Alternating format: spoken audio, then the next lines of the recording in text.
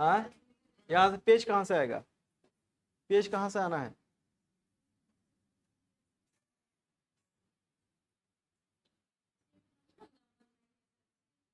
हाँ,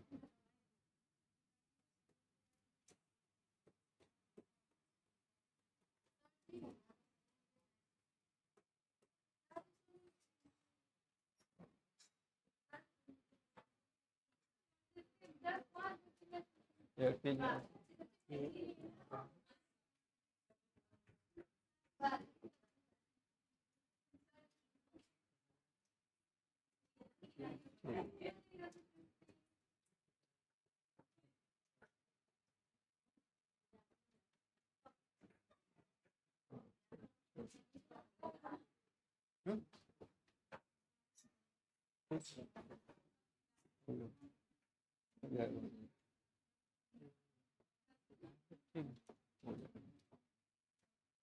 होगा होगा, कर लेंगे।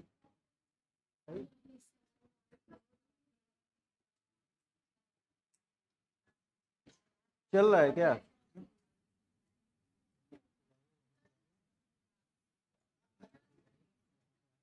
हाँ, हो जाएगा। ए भाई, ये चालू है? चालू है? हाँ, अच्छा ठीक। चलो भाई, तो हेडिंग बना लेंगे, कंकाल तंत्र। हाँ,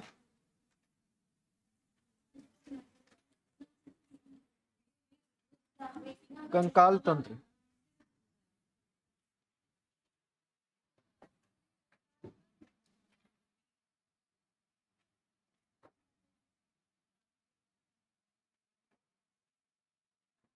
कंकाल तंत्र, ठीक है। इंग्लिश में इसे बोलेंगे क्या? Skeleton system,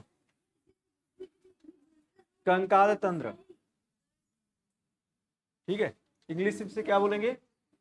skeleton system. देखिए, कंकाल करता क्या है? तो यह शरीर को ढांचा देता है। शरीर को क्या देता है भाई? ढांचा देता है। कौन? कंकाल शरीर को ढांचा देता है। तो लिखिएगा इसमें, देखिए, कंकाल शरीर को ढांचा देता है। कंकाल शरीर को ढांचा देता है। कंकाल शरीर को क्या देता है? ढांचा देता है। कंकाल तंत्र दो प्रकार का होता है। कंकाल तंत्र कितने प्रकार का होता है? दो प्रकार का होता है।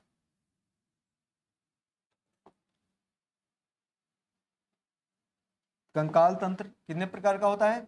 दो प्रकार का होता है। इस तरीके से आप बनाएंगे, कंकाल तंत्र कितने प्रकार का होता है? दो प्रकार का होता है, ठीक है। एक को बोलते हैं आंतरिक कंकाल तंत्र और एक को बोलते हैं क्या? बाह्य कंकाल तंत्र। हाँ, बनाना है इसी तरीके से। एक को बोलते हैं क्या बच्चे? आंतरिक कंकाल तंत्र, आंतरिक कंकाल तंत्र बोलते हैं, आंतरिक कंकाल तंत्र बोलते हैं। और एक को क्या बोलते हैं? बाह्य कंकाल तंत्र बोलते हैं। क्या बोलते हैं? बाह्य कंकाल तंत्र बोलते हैं, ठीक है। बाह्य कंकाल तंत्र बोलते हैं, ठीक है। आंतरिक कंकाल तंत्र और क्या होता है? बाह्य। कंकाल क्या करता है भाई? शरीर को ढांचा प्रदान करता है। और कंकाल तंत्र कितने प्रकार का होता है? दो प्रकार का होता है। एक आंतरिक कंकाल तंत्र और एक क्या होता है? बाह्य कंकाल तंत्र होता है, ठीक है। चलिए, अब आंतरिक कंकाल तंत्र में कौन कौन आ जाते हैं?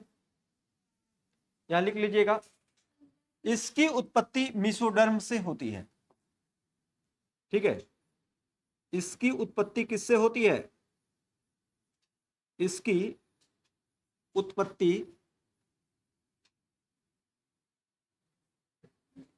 ठीक है, इसकी उत्पत्ति कहां से होती है? मीसोडर्म से होती है, मीसोडर्म से। हाँ, मीसोडर्म से होती है, से होती है। ठीक है, हाँ तो ऐसे ही लिखेंगे। ठीक है, इसकी उत्पत्ति कहां से होती है भाई? मीसोडर्म से होती है। किसकी? आंतरिक कंकाल तंत्र की उत्पत्ति कहां से होती है? मीसोडर्म से होती है। ठीक है, मीसोडर्म से होती है। अब आंतरिक कंकाल तंत्र में कौन कौन आ जाते हैं? अस्थि, उपास्थि और क्या? मांसपेशियां। कौन कौन आ जाएंगे? अस्थि, अस्थि और क्या? उपास्थि, उपास्थि और क्या? मांसपेशियां, मांसपेशियां। जो मांसपेशियां हैं, अस्थि है, उपास्थि हैं, ये सारी की सारी कहां आती हैं? आंतरिक कंकाल तंत्र के अंतर्गत आती है। अस्थि, इसको बोन बोलते हैं, इसको कार्टिलेज बोलते हैं और इसको क्या बोलते हैं? मसल्स बोलते हैं। ठीक है, चलिए बाह्य कंकाल में देखेंगे।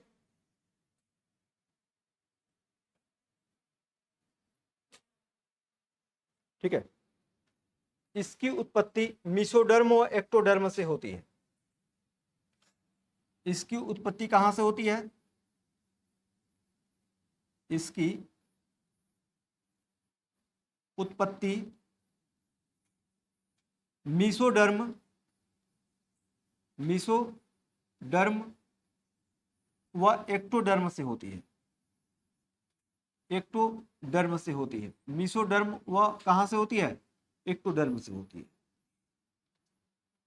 मीसोडर्म व एक्टोडर्म से होती है। ठीक है, मीसोडर्म और कहां से होती है? एक्टोडर्म से होती है। ठीक है, अब इसमें कौन कौन आ जाएंगे? लिख लीजिएगा, बाल, नाखून, खुर, पंख, ये सब आ जाएंगे। बाल, नाखून, खुर, पंख। बाल, नाखून, खुर, हाँ खुर, अब कोई जरूरी नहीं कि आदमी की बात हो, खुर और क्या? पंख। ठीक है, क्या चीज? पंख।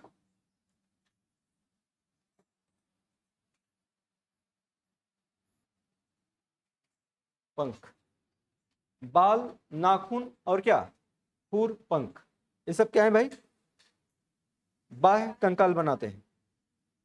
ठीक है, बाह्य कंकाल बनाते हैं। हो गया? ठीक है भाई, तो जो कंकाल तंत्र होता है दो प्रकार का होता है, एक आंतरिक और क्या? बाह्य। आंतरिक और बाह्य में आपने देखे, आंतरिक में अस्थि देखने को मिलती है, उपास्थि, मांसपेशियां देखने को मिलती है, और बाह्य कंकाल में आपको बाल, नाखून, खुर और क्या देखने को मिलते हैं? पंख। तो अगर आपसे पूछा जाएगा कि कौन बाह्य कंकाल के अंतर्गत आएगा, ठीक है, आपका त्वचा भी क्या है भाई? बाह्य कंकाल के अंतर्गत आएगा, त्वचा भी। ठीक है, तो जो बाहर है भाई वो बाह्य कंकाल के अंतर्गत आएगा, और जो अंदर है वो अंतः कंकाल। ये बताइएगा, लिखिएगा, हेडिंग बनाइएगा अस्थि। इतना लिखने के बाद आप अस्थि हेडिंग बनाइए, अस्थि।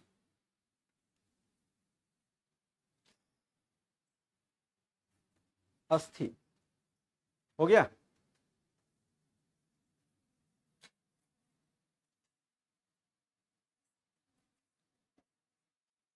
अस्थि में लिखेंगे,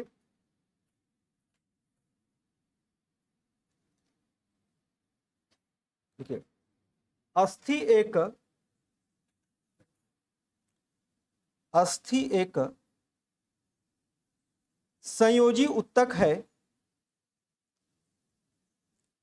ठीक है, अस्थि एक क्या है भाई?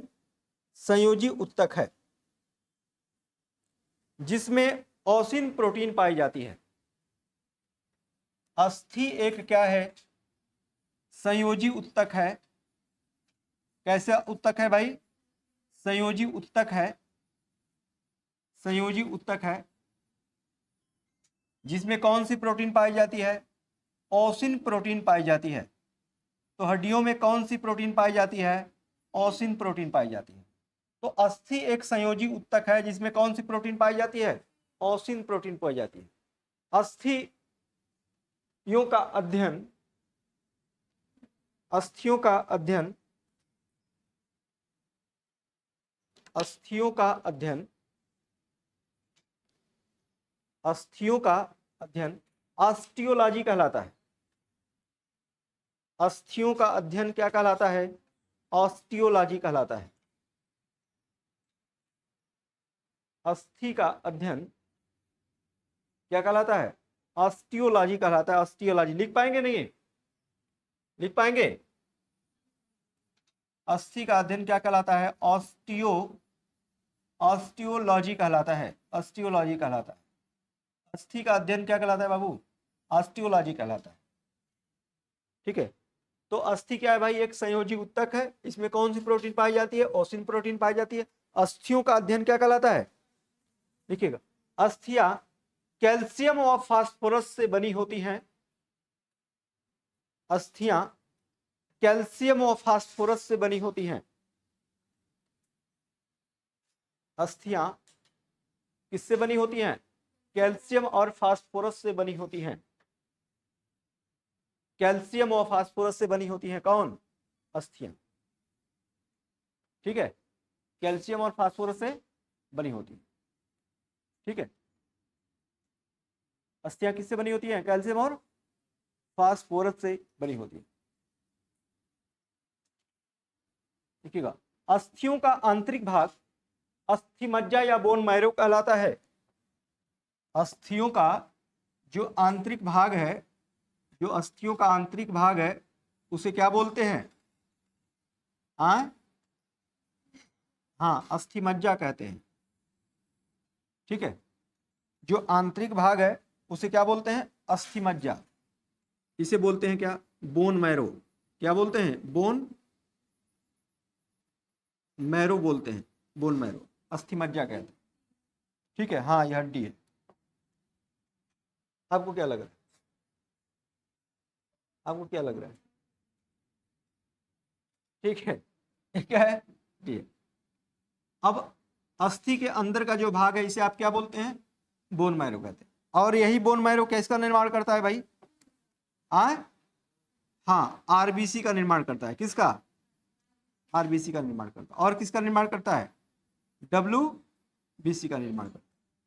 ठीक है, तो क्या कहलाता है भाई? लिखिएगा, लिखिए, शरीर की लंबाई नहीं, शरीर की लंबाई हड्डियों के सिरों पर निर्भर करती है। शरीर की लंबाई हड्डियों के सिरों पर निर्भर करती है। मतलब जो हड्डियों का सिरा जितना क्या होगा? तीक्ष्ण होगा, लंबाई हड्डी की उतनी ही क्या होगी? बढ़ेगी। और जब लंबाई बढ़ेगी तो शरीर की लंबाई भी क्या होगी? बढ़ेगी। ठीक है, शरीर की लंबाई भी क्या होगी? बढ़ेगी। शरीर की लंबाई अस्थियों की यानी हड्डियों के सिरों पर निर्भर करती है। हड्डियों के सिरों पर निर्भर करती है। हो गया क्या? देखिएगा, हड्डी का हड्डी से जोड़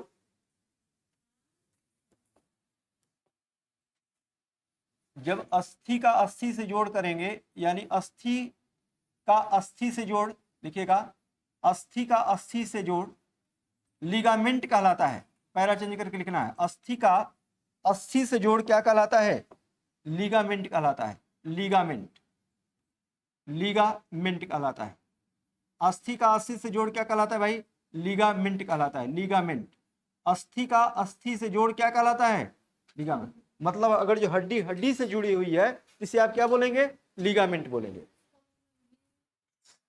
वहीं वहीं अस्थि का मांसपेशियों से जोड़, वहीं अस्थि का मांसपेशियों से जोड़, अस्थि का मांसपेशियों से जोड़, मांसपेशियों से जोड़, अस्थि का मांसपेशियों से जोड़ क्या कहलाएगा? हाँ, टेंडम कहलाता है, टेंडम। हाँ, टेंडम कहलाता है, टेंडम। ठीक है, अस्थि का मांसपेशी से जोड़ क्या कहलाता है? टेंडम। और अस्थि का अस्थि से जोड़ क्या कहलाता है? लिगामेंट कहलाता है।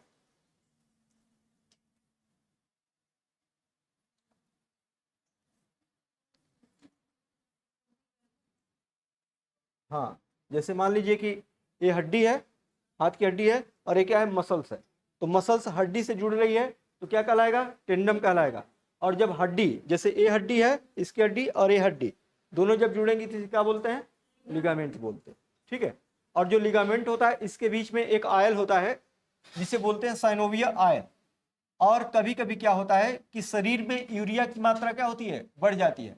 जब यूरिया की मात्रा बढ़ जाती है तो यूरिक अम्ल का क्या होने लगता है? निर्माण होने लगता है। और जब यूरिक अम्ल का निर्माण होता है, यूरिक अम्ल का क्या होता है? निर्माण होता है। तो यूरिक अम्ल के निर्माण से गांठों में क्या होने लगते हैं? मतलब दर्द होने लगे, यानी गठिया रोग हो जाता है। कौन सा रोग हो जाता है? गठिया रोग। ठीक है, लिखिएगा, नोट नोट लिखिए, लिखिएगा। हड्डियों के जोड़ों में, या फिर जोड़ों में, ऐसे लिखिएगा, जोड़ों पर यूरिक अम्ल के जमा होने से गठिया रोग होता है। जोड़ों पर यूरिक अम्ल के जमा होने से गठिया रोग होता है। जोड़ों पर यूरिक अम्ल, यूरिक अम्ल है, लिखे हैं यूरिक अम्ल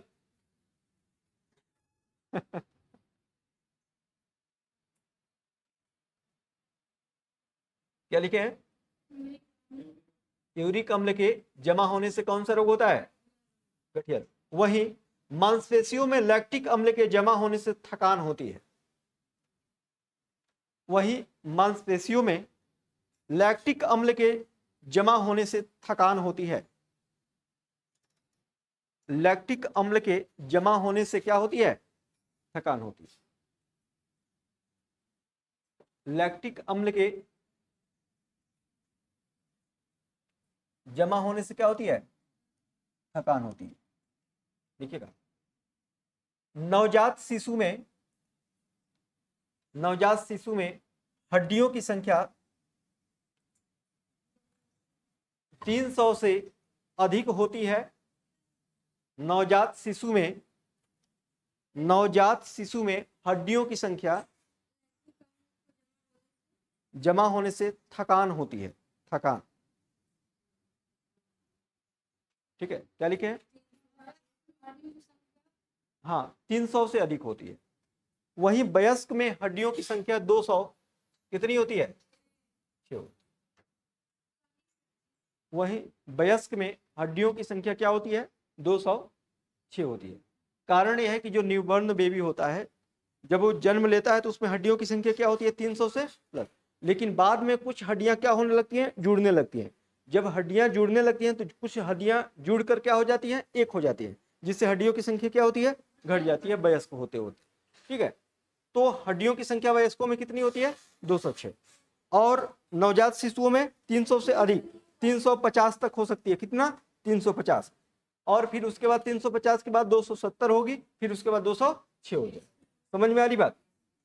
हो गया? देखिएगा, शरीर की सबसे बड़ी अस्थि,